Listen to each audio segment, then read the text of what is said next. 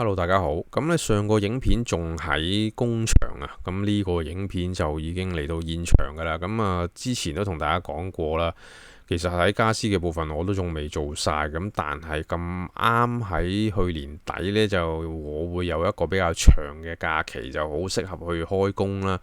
咁因此冇辦法啦，就快馬加鞭，就先做好地櫃嘅部分，都要嚟喺現場嗰度做現場嘅工作先啦。如果唔係，就好難有啲咁長嘅假期可以去做嘢啦。咁喺上次廁所裝修嘅時候呢，我就只需要將入邊廁所嘅雜物執出嚟，咁然後我就揾咗間打拆公司嚟幫我打拆嘅。咁佢拆櫃、拆爐、拆晒所有嘢，然後打埋晒啲面磚，打埋個地台，都係一日時間就搞掂。我第二日呢已經可以喺一個清水房裏邊呢就開工啦。咁但係廚房就完全另外一回事啊。咁首先廚房佢嗰個儲物量個密度好高啦，咁我都執咗好耐。咁執完出嚟之後又要劈箱又要剩啦，咁再加上呢，其實拆櫃啊，各樣都相當花時間，又要清去垃圾站嗰度啦。我其實喺今日正式開始之前呢，其實早2個禮拜我已經每晚翻到嚟屋企，可能就拆一格櫃仔，拆完之後又將佢打碎咗幾件，咁然後就逐少逐少咁樣運去垃圾站嗰度抌。咁因此喺正式開工之前，我都已經做咗一堆嘢出嚟嘅啦。咁到今日開始啦，我原本諗住可能一日會唔會可以拆得晒所有櫃呢？結果其實拆一日都仲未拆完，我要拆咗2日櫃。咁更加唔好講之後要再打拆嗰啲磚啊，打鑿嗰啲地面啊。咁其實實際上真係比起揾間專業公司嚟搞啦，我投入時間肯定係會更加多。咁但係點解我要自己做呢？咁嚟緊影片我就慢慢同大家解釋啦。我拆嗰啲吊櫃呢，都係用呢個電批呢，就成個甩落嚟，咁就唔似得出邊嗰啲街嘅呢，就直接揾個大錘一嘢就轟散晒佢啊。咁當然啦，我覺得我其實都係想用轟散佢嘅方法，但係由於我拆櫃嘅時間點呢，就唔係喺我正式開工嘅期間啊。譬如我每晚放工，可能我拆2格啊，拆1格。咁我唔可能揼到周圍都係塵，咁因此呢，我就會用電批慢慢拆落嚟，咁然後呢，一個個櫃咁呢，就搬去嗰個垃圾站嗰度啦。咁實際上呢個方法呢，就個速度會慢好多，但係呢，就相對你嚟講啦，就唔會話搞到周圍塵土飛揚啦。咁當然啦，要你話全部都係喺正式開工嘅時候去搞嘅話呢，就鐵筆大錘呢個先至係最正常嘅手法嚟嘅。部分嘅潔具呢，同埋櫥櫃係連成一體嘅，咁所以亦都要將佢哋分開啦。咁所以就要拆開啲水喉啊，拆走個星盤，咁先至可以將個櫃打散嘅。咁喺較早嘅時間，我其實就已經停用咗煤氣啦。咁所以煤氣喉裏邊而家亦都非常之乾淨，咁所以我就可以用手磨機去將嗰啲喉去鋸斷佢嘅。咁喺右手邊嗰度呢，就有個位係煤氣喉入屋啦。咁然之後就再經過打橫嘅喉就落地下穿過咗去廁所嗰邊嘅。咁由於我廁所都已經唔係用煤氣嘅關係啦，亦都煤氣系統成個亦都係不存在啊，咁所以所有嘅煤氣喉我都會拆走噶。咁另外中間嗰啲上去嘅位置呢，其實就係以前嘅熱水爐啦，同樣地都係冇用啊。咁所以喺畫面裏邊你見到嘅所有嘢，除咗條去水嘅大喉之外呢，其他所有嘢我都會拆走晒嘅。嚟到第8日啦，咁呢個日子純粹就係一個自己愛嚟粗略計算用咗幾多日去工作。咁叫做粗略計算一下我付出嘅人工啦。實際上呢個時間當然係唔止嘅，咁因為我本身拍片啦，所以拍片又會更加耐啦。咁同埋有一啲可能係，譬如我頭先都講啊，有陣時我翻嚟屋企收工，我拆2隻櫃咁樣，我都冇計埋呢啲時間落去嘅。咁因此實際上嘅時間嘅支出應該係會更加多。咁冇所謂啦，呢個純粹係一個粗略嘅計算。咁令到即係大家可以了解到，去到最後我要搞一個廚房，其實實際上自己做係大約需要幾多，最少需要幾多日子嘅啫。咁就唔係話特別啲咩好精準啊，或者好科學嘅統計嚟嘅。所以大家睇完呢個日子就了解呢個日子就得啦。咁其實而家畫面見到嘅，我已經個廚房都拆到即係乾乾淨淨啦。咁啊，面磚仲未打嘅，地台亦都仲未打。但係首先第一樣嘢要俾翻嘅呢，就係嗰條水喉啦。咁因為我拆咗條水喉之後呢，新嘅水喉走嘅位置唔同咗啊，咁所以我要就輕輕做咗其中一部分先，咁令到我將來喺度做緊裝修嘅時候呢，我都要攞水噶嘛。咁我唔可能話即係條喉短切切咁喺個天花板嗰度，咁我都攞唔到水。咁所以我首先第一樣嘢就要做咗一條即係叫做既係臨時攞水用，咁但係實際上亦都係將來佢個走嘅位置，亦都會喺呢一度噶啦。咁就喺個洗衣機頂嗰度穿過嚟咁樣。咁所以而家先要就係做咗呢段喉先啦。水喉嘅接駁呢，我就會用呢個6分嘅銅喉料，再配合收攬去做呢一節嘅水喉嘅。咁因為呢個都而家係市面上最通用嘅組合噶啦。咁有個專用嘅喉咳啦，咁將個喉咳就卡住咗條銅喉，咁然後慢慢將個掣擰實呢，佢就會將條喉斬斷噶啦。咁一般嚟講呢，就大力啲嘅話呢，就轉少2圈啦，咁佢就會斷嘅。咁但係我自己呢，就比較偏向於細力啲，咁啊轉多幾圈，咁啊因為令到佢個斷口呢唔會咁嚴重地向裏邊凹入去呢，就會比較好啲嘅。咁啊因為你喺咁大力嘅時候呢，佢入邊會留低一個好少少嘅斜口喺度啦，咁我會喺個水路裏邊形成少少嘅波度。咁當然啦，佢個影響係可以忽略不計嘅。咁但係只不過即係我嘅手勢呢，我就比較偏向於細力少少、輕力少少。咁呢啲啊純粹係個人嘅習慣嚟嘅啫。咁切斷咗呢，你可以喺個銅喉裏邊見到呢，其實係有少少嘅毛刺嘅。咁我哋通常有陣時就會揾個刮就刮一刮入邊啲毛刺啦，咁啊令到佢條銅喉內部係好靚仔啦。咁當然啦，其實如果你話真係一個好大型嘅地盤，係咪每個人都每一下都會咁樣刮乾淨呢？我覺得就不一定嘅。咁但係你話入邊嗰啲唔刮乾淨嘅嘢，會唔會影響到個喉路呢？我覺得又唔會嘅，即係只不過就係話又係嗰句啦。咁啊手勢上邊，我覺得順手做好啲係冇錯嘅。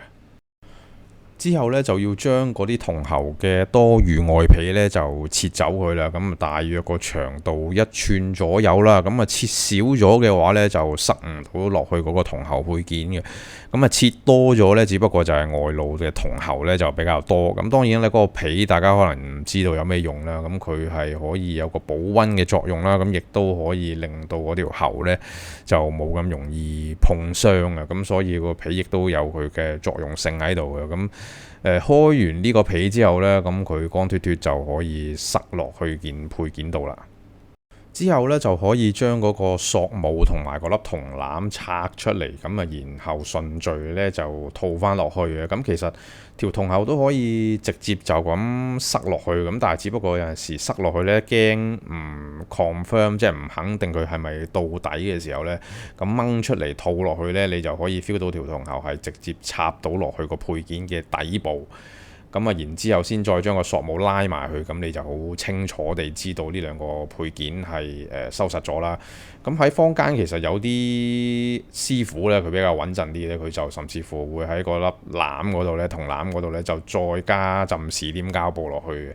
咁但係其實人哋呢個零件設計出嚟嘅時候呢，其實就冇需要士黏膠布啊。咁但係有啲情況係需要嘅，譬如話呢個配件唔係全新嘅，可能係拆出嚟用過嘅，咁你再重複套落去嘅時候呢，就有機會會有啲虛位啦。咁樣做喺呢個情況底下呢，你再纏啲水喉膠布落去就會有着數啦，就會比較穩陣啲。咁另外有一種情況就係話銅籃呢，你都要睇翻啦。其實唔同牌子嘅銅配件呢，佢個銅籃個形狀都會有啲唔一樣嘅。咁其實我試過以前喺一啲比較可能啲街坊啲嘅五金鋪啦，咁佢可能係啲零件跌過出嚟，咁佢求其冚粒落去，如果係兩粒唔同嘅話呢，唔同牌子呢，可能基本上嚟講呢，就算你點樣扭實都好啦，佢係可以完全係冇任何嘅作用嘅，因為始終大家唔同牌子出嘅嘢呢，都會喺外觀上面有啲唔同。咁因此，如果大家去買呢啲水喉配件嘅時候，亦都要留意啦。即係大家可能要拆出嚟，譬如你唔係買一個，你買幾個嘅話，咁可能你要輕輕望一望啦。咁當然啦，喺工程上面點解成日話即係呢啲配件通常都要預多呢？有陣時就係特慎防呢啲出現咗呢啲，譬如唔見埋直頭入邊嗰粒銅籃唔見埋嘅情況。當然呢啲情況，如果你喺一啲大型嘅零件鋪買，譬如你出去旺角買呢，基本上嚟講，我覺得就唔會發生嘅。咁但係只不過我試過喺一啲小型五金鋪，可能就會有呢啲情況出現。咁呢個就大家都要留意下啦。咁跟住當然就係要打返啲碼啦。咁其實到底打碼係咩距離打一個碼呢？咁肯定有規定嘅。只不過我就唔係從事水喉行業嘅師傅，咁我就真係唔知。咁我費事喺度扮專家啦。咁我自己就覺得經驗之談就係每一個直喉，無論可能好短都好啦。就算呢度譬如打橫得3尺，咁我都會落隻碼。咁跟住然後轉咗彎垂直嘅話，我又打隻碼。咁其實碼呢樣嘢呢，打多咗就冇壞嘅，純粹係多啲工錢同埋零件費嘅啫。咁但係當然啦，太多有陣時。你譬如喺上喉嘅時候呢，佢又會少咗少少彈性啊。咁因為有陣時你太多碼，你歪咗少少嘅話呢，你都裝起上嚟好困難。咁我覺得就係每一節直喉嘅話呢，有一隻碼就最基本啦。裝好晒所有水喉之後啦，咁就收實啲碼嘅螺絲啦。咁另外之後就可以喺嗰啲攬嘅地方呢，就跟一跟佢，令到佢所有嘅攬都係肯定係收實，咁啊，然後可以開水使用噶啦。咁如果真係一個水嘅系統裝好晒之後啦，咁有個水壓啦，咁通常都有啲機會係有啲地方會有輕微滲水，咁到時先至再扭緊啲啦。咁啊，反正呢啲即係咁短喉路嘅地方就冇需要話即係非常之大力咁樣去揸死啲喉啊。咁我覺得等到佢開咗水，即係有少少滲，咁然後先至適當嘅力度收實，咁就 OK 嘅啦。去到現場嘅第3日呢，我先至可以正式開炮，就開始打鑿個牆面啦。咁我呢個打鑿牆面就用嘅都係一個手提嘅切割機啊。咁之前我喺做裝修，即係做廁所嘅時候，我係用另一款機啦。咁嗰款手提嘅界機呢，其實就處理地面嘅時候會比較好做。咁但係喺牆身嘅時候呢，就冇咁靈活啊。因此呢，我就咁用手提磨機就裝咗一個界碟去界牆嗰度呢，就我覺得會比較容易揸啲啦，比較好揸啲啦。咁其實我呢次裝修黐牆身嘅磚呢，我只係會貼見到光嘅地方。咁其實大家見到我個舊嘅牆身都見到啦。其實佢之前起樓嘅時候黐磚都係淨係黐啲你見到光嘅地方嘅啫。咁頂有好多地方都係就咁水泥封面就算數噶啦。咁可能有啲朋友會覺得哇，咁鬼 hea 嘅，咁淨係黐幾塊磚喺面，咁其他地方就唔黐。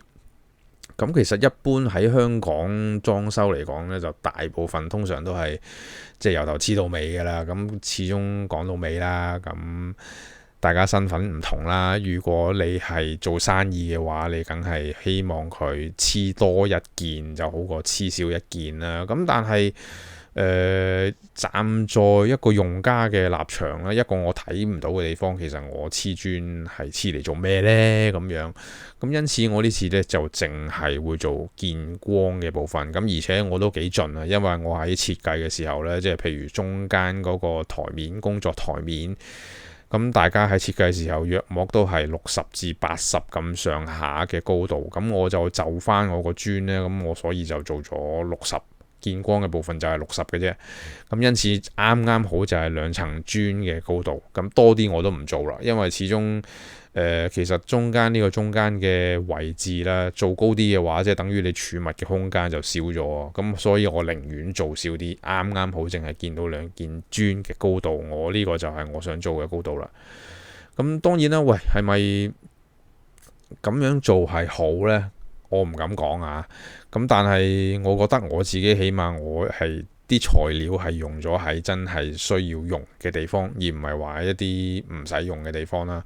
咁同埋當我以為我自己係好另類嘅時候呢，其實唔係嘅。我喺即係偶然之間啦，我喺小紅書又係見到一啲外國嘅裝修。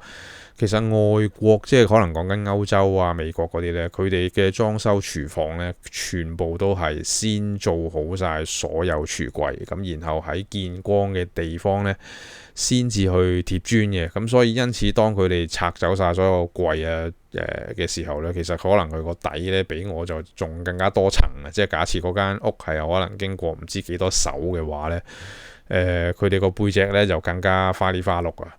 咁因此咧，其實喺香港嘅做法同外國嘅做法當然又唔同啦。咁佢外國嘅做法之所以要用呢一種方法咧，佢哋話因為佢哋起嘅樓唔係石屎樓啊。咁有陣時如果你話先鋪咗磚，再將啲家私放上去嘅話咧，有陣時家私嘅重量有機會砸爆啲磚。因此佢哋就通常先做好啲櫃，咁令到佢嗰啲重量係直接落咗間屋嘅結構，而唔係去咗個磚面上面，咁就唔會出現一啲裂磚啊、爆磚啊、下沉嘅情況。咁但係香港因為石屎建築啦，咁所以非常之實淨啦。就算你直接黐咗磚，再喺上面擺任何嘢都唔會壓爛件磚嘅。咁啊，所以會有呢個分別喺度啦。咁打完啲面磚之後呢，我就會開坑啦。咁開槽呢樣嘢呢，就係愛嚟藏啲燈喉落去嘅。咁之前我都係一個拖板走天涯啦。咁啊喺個掃底嗰度插個拖板出嚟，就接駁其他嘅電器用具嘅。咁但係真係唔夠用啊，所以個長期個拖板都係駁咗喺度。咁變咗今次裝修嘅時候，我亦都會加多啲電掣位啦。咁始終今次會有一啲固定嘅新嘅電器嘅裝置啦，即係譬如話蒸焗爐係一個大型嘅蒸焗爐，咁佢一定要有固定嘅電源啦。咁所以我就會做多幾個掣。咁我有一個開槽神器，咁啊呢個係借用翻嚟嘅。咁其實佢就係一個有5隻碟嘅界機啦，咁但係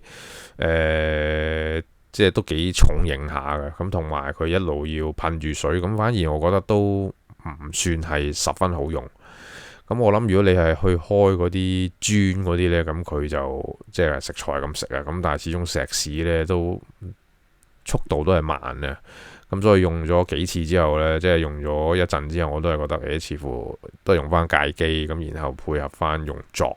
慢慢去鑿咧，似乎就實際啲，咁所以我都係試用咗一陣嘅啫。咁開咗啲坑之後呢，就可以接住做其他嘅工作。嚟到現場嘅第4日啦，咁我其實打鑿呢都仲有少部分未做完嘅。咁諗翻起啦，其實之前廁所嗰度一日做晒，咁但係自己做呢，搞咗4日都未搞完。咁啊呢個就係嗰個專業同唔專業嘅分別啦。咁當然啦，之前都講過啦。咁點解我就唔揾打拆師傅呢？就正正係因為我要拆嘅地方係見光嘅地方，唔見光嘅地方我又唔想拆喎。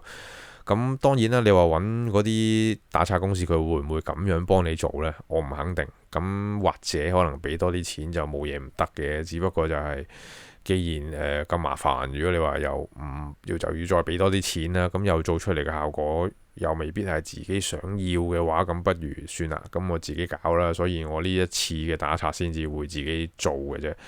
咁嚟到現場嘅第4日啦，除咗少少打拆之外啦，咁亦都要有少少嘅泥水做下嘅。咁因為新嘅櫃呢，就個長度同埋個面積多咗啦，咁所以個底座亦都要再延伸一啲嘅。咁同埋舊底喺嗰個洗手盆底呢，佢又有個窿愛嚟裝水嘅。咁我呢個窿個作用其實我自己都唔係十分了解。咁反正就係有個窿喺度嘅時候呢，佢將來就唔會再有用啦。咁所以我要填翻佢嘅。咁我呢個填窿嘅過程呢，我都係求其將嗰啲舊嘅磚啊、石屎啊咁樣冚唪唥倒晒落去，咁然後再加啲新嘅石屎就鋪面嘅啫。咁呢個方法其實就有少少取巧嘅，因為始終即係通常新造都係揾啲新嘅泥水，咁就即係揾啲新嘅石屎，再加啲沙咁去搞啦。咁但係我就試鬼蛋嘅，求其揾啲紅毛泥，咁啊1:1嘅份量，即係一份紅毛泥一份沙，咁啊再撈完之後呢，就連埋啲舊磚嗰啲呢。因為反正我覺得呢個位置係純粹填滿佢嘅，咁又唔係話啲咩需要特別好受力啊，又或者係啲咩影響結構嘅情況，咁所以我就用呢一種方法。當然啦，非專業亦都非正式嘅。咁一般嚟講，出邊做一定係會成個躉都係叫做倒水泥，就唔會好似我咁做。咁但係係咯，慳錢慳時間啦，我又唔使搬咁多泥頭走，咁我亦都唔使買咁多水泥翻嚟，咁所以我就用咗呢個方法。嚟到最後嘅步驟啦，咁我就揾咗塊鋁塑板，就諗住封翻嗰個抽氣扇嘅窿啊。咁啊，呢塊鋁塑板鋸啱咗個圓形之後，就放入去嗰個抽氣扇嘅管道裏邊啦。咁啊，然後封鬼咗佢，黐翻呢個玻璃膠，咁就完成噶啦。咁呢個抽氣扇嘅口呢，我就唔會再有任何嘅工作啦，因為呢個位正正就喺個櫃嗰度會遮住嘅，咁所以我唔會再喺個窿嗰度，譬如話填啲磚落去啊，搞其他嘅工作噶啦。輪到個煤氣爐嘅窿啦，咁呢個窿呢就比較大啲啦。咁我首先就會喺街出邊呢就冚塊白色嘅膠板嘅。咁呢塊板呢就中間穿2個窿啦，咁我揾條電線穿住。個作用呢就係喺我出邊搽完啲玻璃膠之後呢，我就會喺入邊拉一拉緊佢。咁啊，始終有塊嘢擺喺街度呢，即係有乜依喐，有啲玻璃膠黐得唔實，黐得唔靚仔，有乜依喐跌落街揼到人就梗係唔好啦。咁所以我喺中間轉2個窿呢，就保險啲。咁亦都令到嗰個膠片同個牆身之間嘅罅就比較貼合啲啦。咁啊，黐嘅時候就求其啦，咁啊搽啲膠肉肉酸酸都唔緊要噶啦。咁啊，因為始終除咗呢啲膠之外呢，就仲有我會倒石屎啦，咁同埋另外亦都因為呢個窿呢，其實我睇過呢，佢有少少向外斜嘅，咁就算呢度甚至乎唔冚任何膠片，都應該唔會有水撇到入嚟嘅。咁而以前即係我用咗咁耐啦，其實就算落大雨嘅時候呢，喺呢度亦都唔會有水滲，咁所以呢，就都穩陣嘅。就算我搽膠搽得唔係好完美都好啦，咁但係我搽完出邊嘅膠都好啦，我喺入邊都仲會再打膠，咁所以我覺得應該就係冇問題嘅。咁同埋呢，呢個影片個時間呢，即係我本來就呢個黐呢塊膠片嘅時間呢，其實係前1日嘅，咁但係我就計咗做最後1日，最主要就係想個工序啦，咁喺埋一齊啦，等大家容易啲睇得明啦。咁但係實際上我就早1日我就已經要黐好塊膠片嘅，原因就係因為啲玻璃膠都要乾嘅時間啦。咁如果譬如話我呢頭黐完啲玻璃膠，轉頭我即刻擺啲磚落去呢，咁我驚即係根本就首先中間有條電線阻住咗我啦。另外我亦都擔心，因為啲膠未乾嘅話呢，我夾硬塞啲嘢呢，到時就全部拱晒落街，咁就真係弊家伙噶啦。咁所以呢，呢個塞緊磚嘅鏡頭呢，其實就已經係第2日嘅夜晚，咁中間相隔咗就肯定超過24小時，啲玻璃膠就已經完全乾透晒啦。咁我拆翻條電線出嚟之後呢，咁啊當然要玻璃膠抿埋嗰2個窿啦，咁先至將呢啲磚啊、紅毛泥等等嘅嘢呢，就全部塞晒落個窿度。咁大致上啦，填平咗呢埲牆就 OK 啦，嗰啲唔使話即係好完美地即係平到平一平嘅，大致上平。咁啊第時貼磚嘅時候，最多喺呢個磚嘅背後就落多少少泥嘅啫，咁就唔使話即係追求到批到佢勁之靚仔嘅。咁呢個影片啦，其實就花咗4日時間啊！咁呢度有4日時間嘅內容，就拍咗呢個泥水嘅部分嘅影片啦。咁下一個部分呢，就貼磚嘅啦。咁啊呢個部分嘅影片呢，暫時就到呢度啦。咁啊下個影片再同大家見面，拜拜。